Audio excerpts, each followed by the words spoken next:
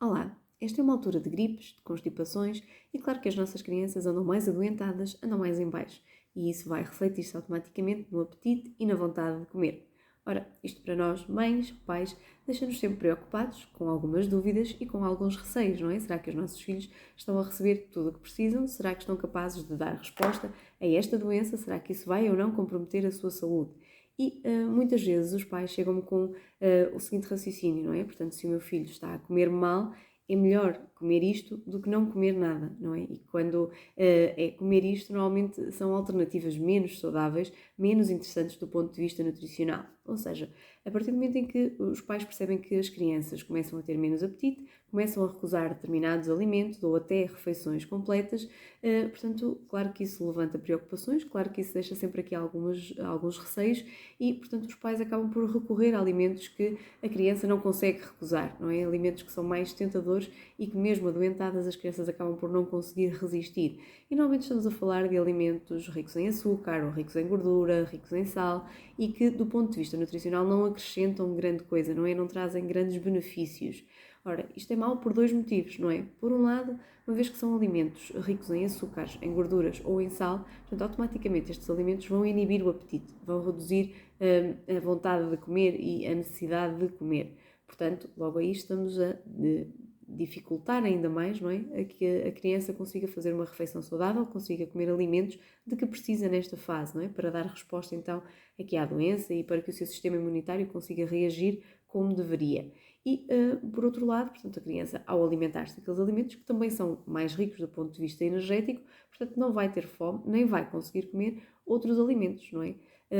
Temos ainda aqui a agravante de que o sistema imunitário, o corpo da criança, naquele momento, está focado, não é? Está concentrado em combater aquela doença, portanto, em defender-se e reagir perante aquele agente ou aquela doença que está naquele momento, portanto, a responder, a tentar responder.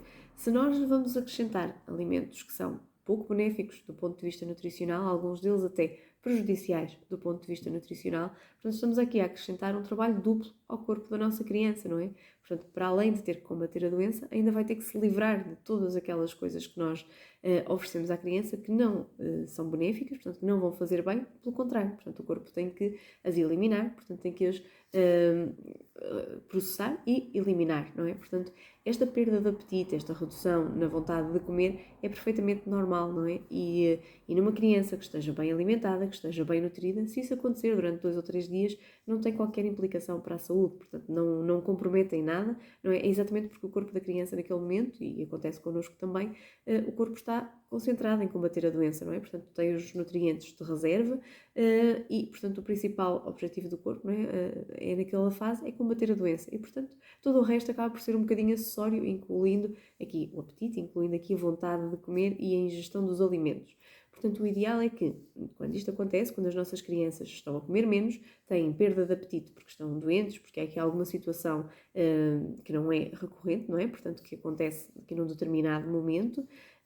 Portanto, o ideal é nós garantirmos que a criança está bem hidratada, portanto, dentro dos possíveis, garantirmos que aquilo que a criança come é o mais adequado do ponto de vista nutricional, e aqui estamos a falar em reforçar o consumo de frutas, de legumes, de cereais, a proteína também, portanto, a carne, o peixe, o ovo também nas refeições, mas aqui na forma que a criança preferir e nas quantidades que a criança queira ingerir, não é? Portanto, e que se sinta capaz de comer. Portanto, não vale a pena nós queremos preparar pratos muito elaborados, pratos muito saudáveis, se a criança não está capaz de os consumir, não é? Portanto, e a melhor solução é sempre perguntarmos à criança o que é que lhe apetece naquele momento, e se a criança já se conseguir expressar, já se conseguir manifestar, ela vai nos dar algumas pistas, e assim, dentro daquilo que são os apetites dela e aquilo que mais lhe apetece naquela altura, nós vamos conseguir ajustar e vamos conseguir incluir alguns alimentos mais saudáveis naquele momento para oferecer como alternativa à criança.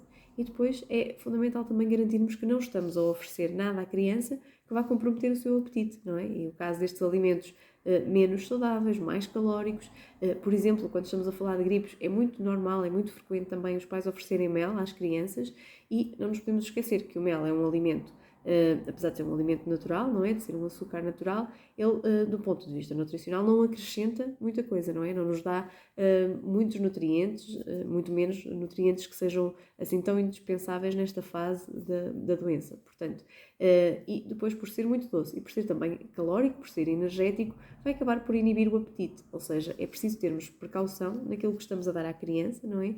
E o mel, ainda que possa ser utilizado, se estivermos a falar de crianças, a quantidade é muito pequenina, não é? Portanto, uma colher de café, quanto muito ocasionalmente, por exemplo, em situações de tosse, e portanto não oferecer durante todo o dia, não é? Sempre, e de preferência evitar que oferecer antes das refeições, exatamente para não haver aqui um comprometimento do apetite e para não reduzirmos ainda mais aquilo que é o apetite e a vontade da criança comer. E, portanto, não esquecer que a prioridade nesta fase é mesmo garantir que a criança recupera, se sente bem, se sente confortável.